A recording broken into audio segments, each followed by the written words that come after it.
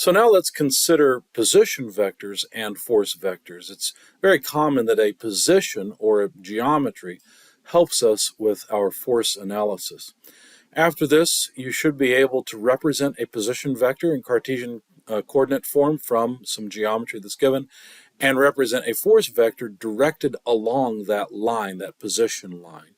So a lot of times with things like wires and ropes and so forth, we know the position or the direction the force must lie because it has to lie within that rope or that string or chain, whatever the case may be.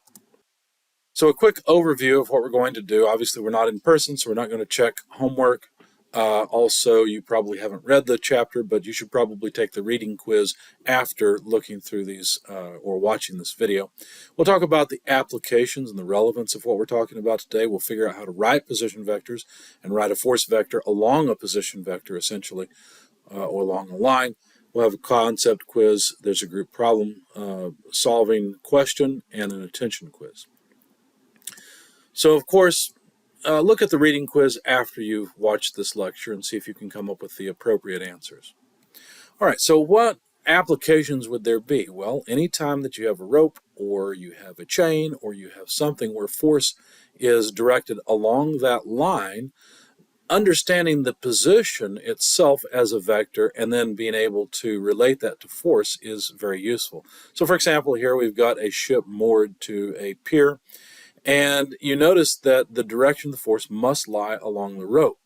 So what forces are in the mooring line, and how do we find their directions? Well, the directions of the forces have to be along, or the direction of the force has to be along the mooring rope itself.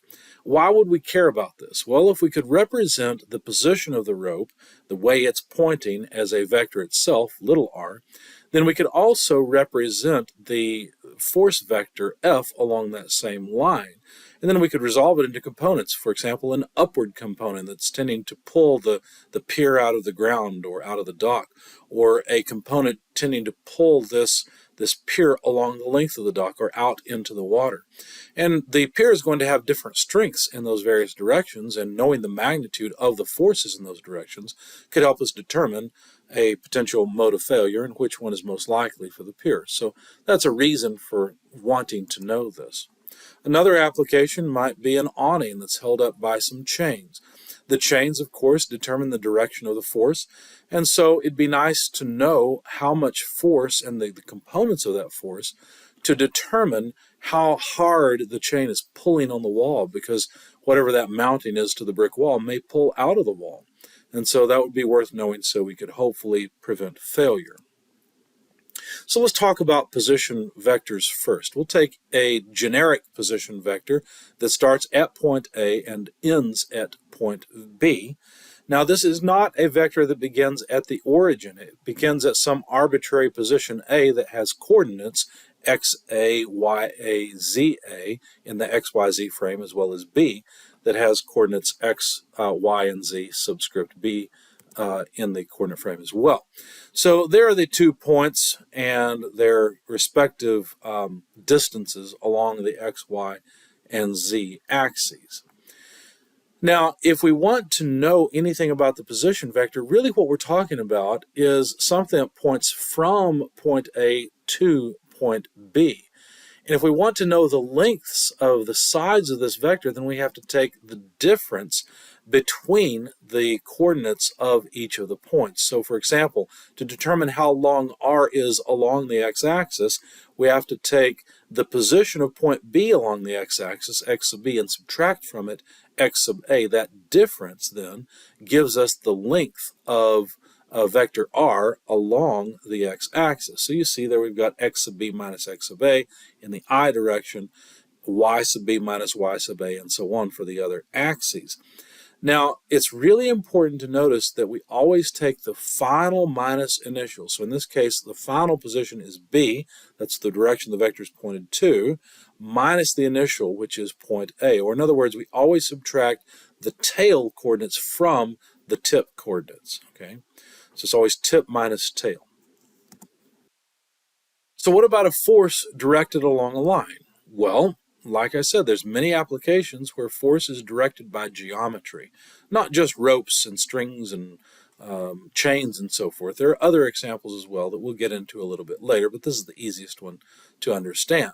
So if a force is directed across or along a line, then what we can do is determine the direction of that line with a unit vector and then multiply it by the magnitude of the force. So what we need to do is find the position vector, r from A to B, that's RAB, by 2 points on that line, and then find the unit vector that describes that line's direction. So take the position vector RAB, divide it by the magnitude of RAB, in other words, the distance between points A and B, and then multiply that unit vector by the magnitude of force F, and then we have a description of force F. So, for example, let's think about a post that has 2 support cables, and those cables have forces in them, FB and FC, equal to 840 and 420 newtons, respectively. Now notice we don't know the direction of force FB and FC, but we know they must be directed along their respective cables. And so, since we know something about the position of the cable, say from point from point A to point C, then that should help us determine the direction of F sub C, for example. Okay, so we're trying to find force FAC in Cartesian form. Okay, so the first thing to do is find the position vector RAC so that we can get the unit vector UAC, which would be a vector pointing from A to C, and then obtain the force in cable, I guess it's cable AC, as the magnitude of the force, 420 newtons, multiplied by the unit vector along the cable. All right, so the first thing to do is figure out the position vector, and that's pretty easy. We need to take final minus initial, so it's pointing from A to C. So the coordinates of point C on the x-axis, for example, is 2 meters out. So 2 meters minus the x position of A. Well, A actually sits almost at the origin. Actually, A is above the origin. So A has a 0x and 0y position. Therefore, to get the distance from point A to point C, it's 2 in the I direction, 2 along the x-axis, plus 3 along the y-axis or the j-axis, and then down from A, down by 6 meters along the z-axis, or a negative 6k.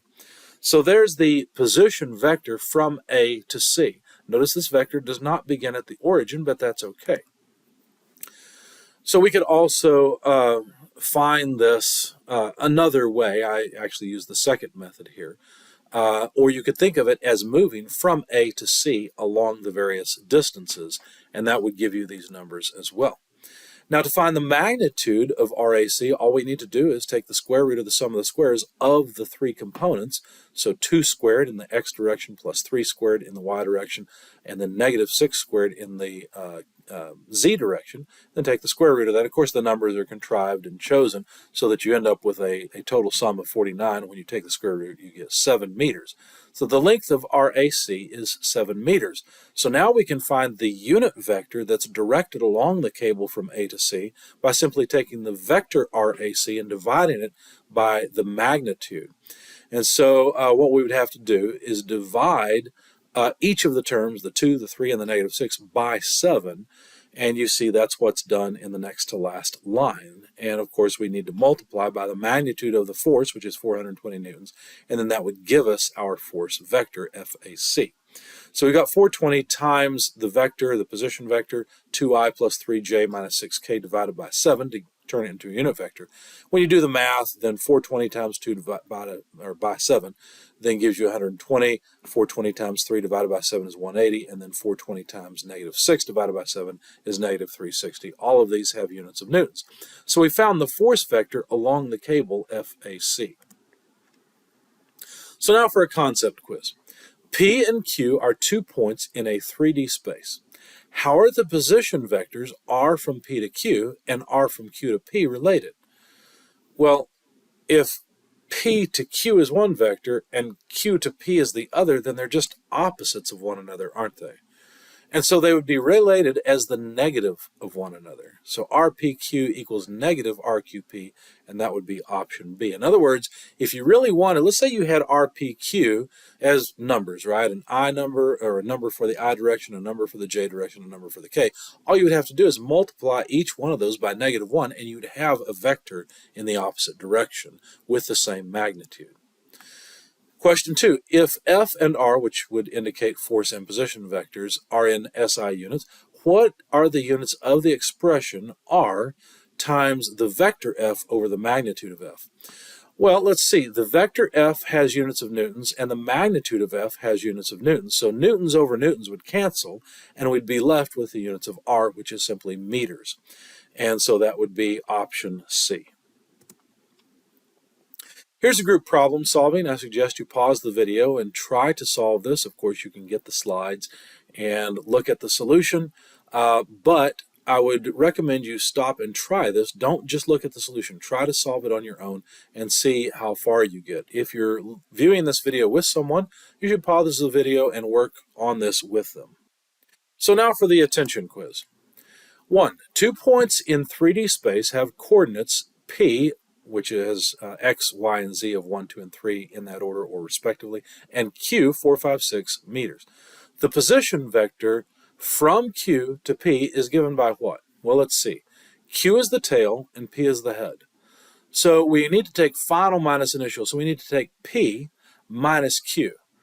So we need to do it coordinate by coordinate. So the X coordinate is 1 for P. If we subtract 4 from that, we get -3. So I expect one of these answers to have a -3i. Well, it looks like B and D are the only options that have that. The next thing I need to do is take 2, which is the Y component of P, minus 5, which is the Y component of Q. Not surprisingly, I get -3 again, and that matches B. So it looks like B is our answer by elimination, but let's check the last one as well. We need to take the third coordinate dimension, which is 3 of P, subtract 6 from it, we get -3 sure enough, and B is certainly our answer. A force vector F is directed along a line defined by, a force vector F directed along a line defined by P to Q is given by what? Okay, so we've got a line from P to Q. If we want the force vector along that line, then what we need to do is take the vector from P to Q and divide it by its magnitude, and then multiply by the magnitude of vector F, or of the force. So it looks like C is the only one that does that, because C has the position vector divided by the magnitude of the position vector. So now we have a unit vector in the direction of the line which F lies along, and so we simply multiply it by the magnitude, and C would represent a vector F as requested.